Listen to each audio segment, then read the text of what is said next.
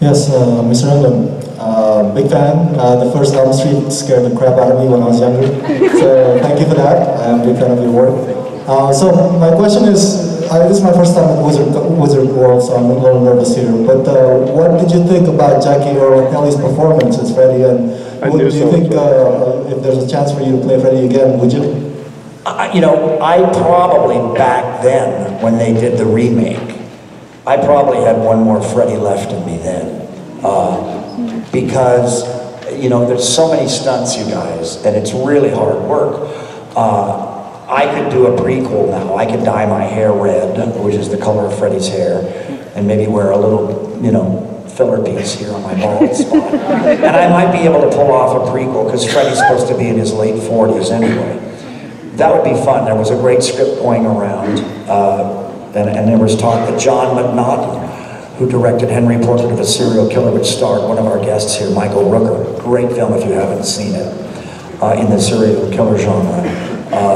That he was going to direct it as a docudrama, and it was going to be called Krueger, The First Kills. And it would be me as Fred Krueger, not Freddy, the monster.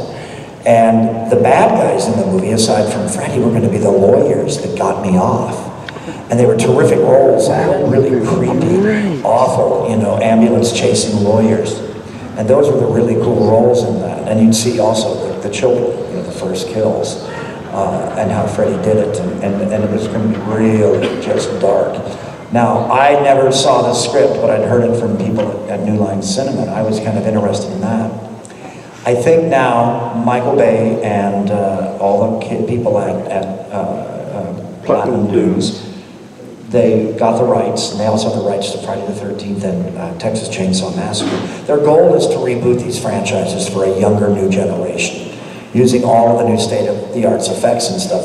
And I'm not against that. I'm a Hollywood kid, and there's a time and a place for remakes. We only have X amount of stories to tell. You know, boy meets girl, boy meets boy, girl meets girl, monster, you know, watches the girls beating girls, I don't know, whatever. There's only so many stories to talk about around the campfire, and we've exhausted 99 and 9/10% of them. And we can reinterpret them, and we can remake them. My problem is they have just released the exceptional digitally remastered Blu-ray box set of all the Nightmare on Elm Street films and Freddy vs. Jason. And so you know, you put a stepfather and his 12-year-old son and a bunch of boys coming over for a sleepover in the man cave, and you put Freddy vs. Jason, or you put Wes Craven's New Nightmare, or you put Rennie Harlan's Nightmare 4, or you put Dream Warriors up on the flat screen, digitally remastered Blu-ray. It looks better than a lot of us saw it the first time in the mall cinema, you know, stuck to the seats on Juju's, you know, Chico's bonbons up your butt. And, it sounded like Eddie Murphy there. That's an Eddie Murphy song for those of you that like that. Put a fire truck up your butt. Anyway, have you seen Amy Schumer? That's Spyro. I can't stop singing. My wife sings it. She sings it to my dog, which is in. But anyway, they just brought it out too soon. That's my major complaint. I love Connie Britton. I thought she was wonderfully cast. I love Rooney Mara. Who's the boy? Help me now that I did Red with Brian Cox. Starred with me in Criminal Minds. The boy, one of the lead boys, Galen. He's in Veronica Mars. Veronica, yeah. No, he's also in Jennifer's Body? Jennifer's Body. He's the punk rock kid. Yeah, who knows? Somebody in the audience knows. Kyle Gellner. What? Kyle Gellner. Kyle Gellner. Right. I always get his name wrong. Kyle Gellner is phenomenal. He's a phenomenal actor, and I love him. Clancy Brown and I do voiceovers together all the time. I thought the blonde girl was too old. Yeah, she's a terrific actress. She didn't look like a high school kid. And the kids in the original Nightmare all look young, which is something I'm proud of, because they were always casting older people back in those days. Degrassi High. No, anyway. 21 Jump Street. Anyway, but so, you know, I just think that they remade it too soon, and I heard that they did a very expensive reshoot, and it very costly, and they shot the opening, a different opening, which I like. I like that opening on the remake. But what it does is it casts a pall, a dark cloud over the whole film, so that you never get to meet the kids when they're happy-go-lucky. And you have to meet them before Freddy's tainted them with his evil and has haunted them, because then you invest more emotionally. And I think that was just a mistake on paper that they made. Jackie Earle Haley is a tremendous actor, you guys. If you have seen his cameo in Shutter Island, you see him really working it. He's the best thing in Watchmen. He's the best thing in Watchmen. He's great in RoboCop, even though I didn't like the remake. Put him on a motorcycle, and it's not even as good as the bicycle. I don't know. And I love those actors in the new RoboCop, but I mean, once they put him on that motorcycle, it was like, and they're done that, you know? I mean, put him on a Segway, make him into a threw that RoboCop around like that on a motorcycle. It wasn't even as good as the Batcycle. Anyway, Jackie's terrific, you know, he's just a wonderful actor, and I'm happy to pass the baton to him. There may have been some bad advice, or they may have, you know, I don't think they were trying to sympathize him. I think they were trying to do what's called a misdirection, you know. And, you know, the concept of Freddy doesn't live in reality. Freddy's not walking down the street. He's not in an alley waiting to rape you. Freddy's in the imagination of high school kids around the lockers or around the campfire, as I said earlier. He's whispered about. And he's a myth. That's true. In a perfect world with a really big budget, every single teenager that's about to be killed by Freddy or dreaming of Freddy would be played by a different actor, because they would imagine Freddy differently, I think. But that's not possible. So Freddy has to be a little larger than life. He's the myth. He's the legend of this horrible burned man. And what is he? What does Wes call him? A child killer. Now that's a horrible phrase, but it's also darkly poetic in a gothic way. Child killer. Tonight, you know, tonight at Madame Wong's West, female discharge and the child killers are playing. It's just got this great, creepy, poetic name. And you nail it down into Dr. Phil reality too much if you make him a pedophile. Isn't it bad enough that he kills kids? He's got to flip them over and rape them after? After. You know? And so... We found the line. I think... No, but I think that the child killer, there's a metaphor there. Why is he's killing children? What are children? Children are the future. They're our hope. Freddy's killing hope. He's killing the future. And that makes him this confrontation that the young women that star in every single movie in Vanquish have to confront about society, about the divorced parents, about the alcoholic parents, about the lies that are told by our government, about the suburbs. And what is that?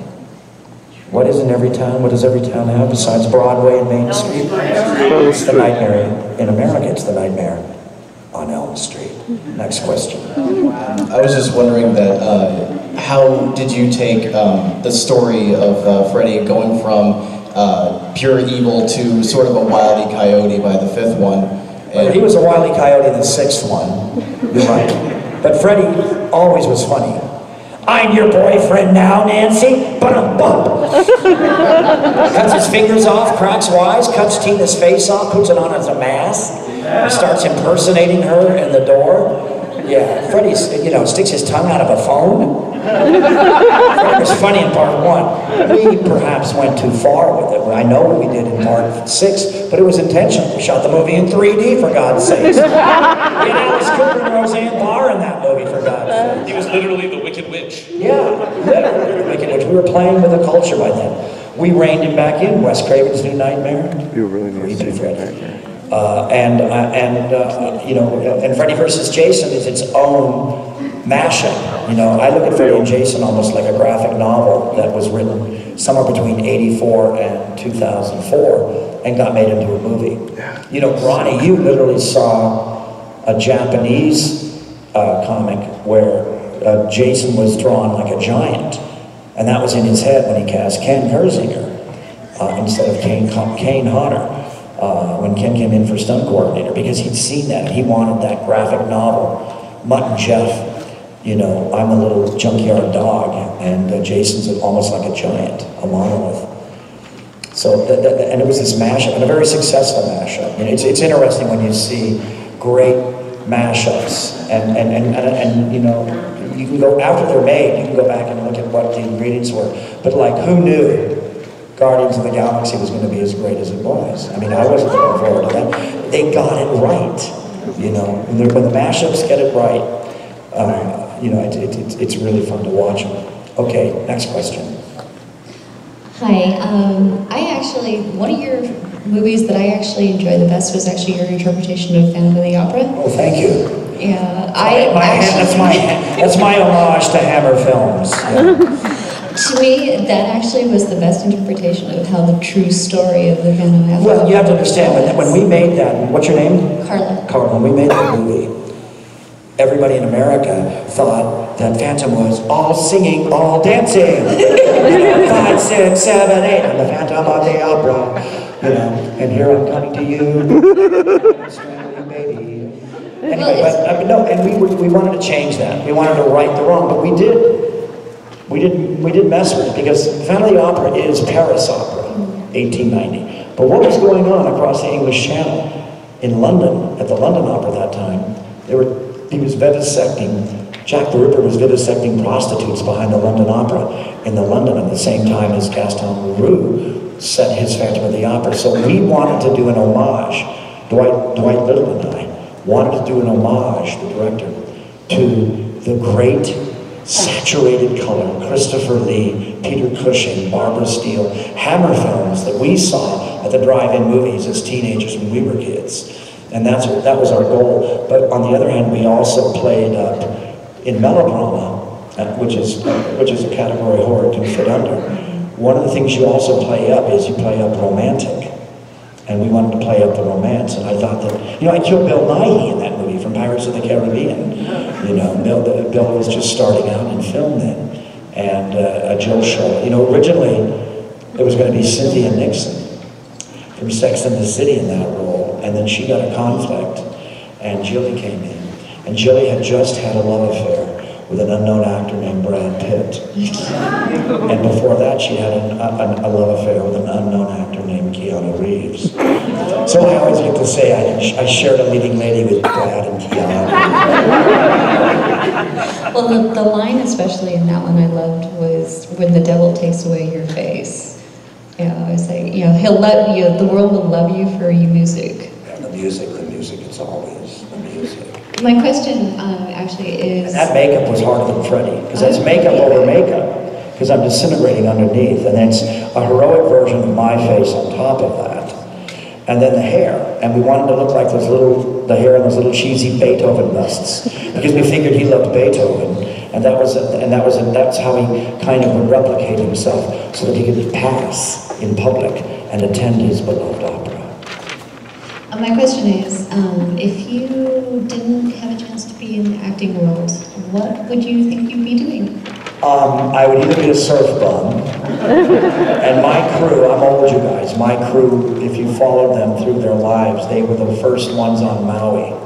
When Maui was dirt roads, they were the first ones on Tortola, on British Virgin Island. They were the first ones in Puerto Escondido, down in Mexico, which is the paradise beach down there. You follow surfers, and you find the best places in the world that are cheap. The next great place that's cheap. They're out there in places right now in France that no one knows about. They're in places in Spain right now. There's great surf there. So I would either have been a surf bum, or I would have taught contemporary fiction in, like, you know, probably a college somewhere, because I love contemporary fiction. I know a lot of you out there have you know, at least got your feet wet in cyberpunk. There's another guy out there writing this stuff where he sees the American future, and the future of the world is all mutated into, everything is theme. Everything's gated communities and theme. Like a bad theme restaurant or a bad Nazi gated community. And it's with George Saunders. It's really, really great stuff. But boy, will it depress you. So I would probably be teaching contemporary fiction in a college somewhere, and you know, maybe a small town somewhere, a small town college. Yeah, next question. Hey there, big fan of the Freddy movies, and I love the way the horror mixed with the comedy. My favorite one-liner is just, "Hey Carlos, you forgot the power glove," and when he tears him inside. Do you have a favorite one-liner for the movies? Well, you know, I love the line that's the most coined, which is my line, which is "Welcome to prime time, biatch." That originally was a really awkward line, like, "Well, Jennifer, now you're in the big time," or something like that, for the girl that wanted to be on television. And there was a great, remember like must-see TV and all those things that the networks do to get you to watch, they come up with those phrases. I think "Welcome to prime time" was the phrase back when I made that movie that just stuck into my head. But it's become, you know, a really popular one. So I'm proud of that because it really caught the imagination of everybody. But in the last film, in Freddy vs. Jason, I'm straddling Monica Keena, and I'm doodling with her blood on her cleavage, and I say something like, "Don't worry, first time tends to get a little messy." I've been asked to sign that a lot lately. Twisted guys watching Entourage.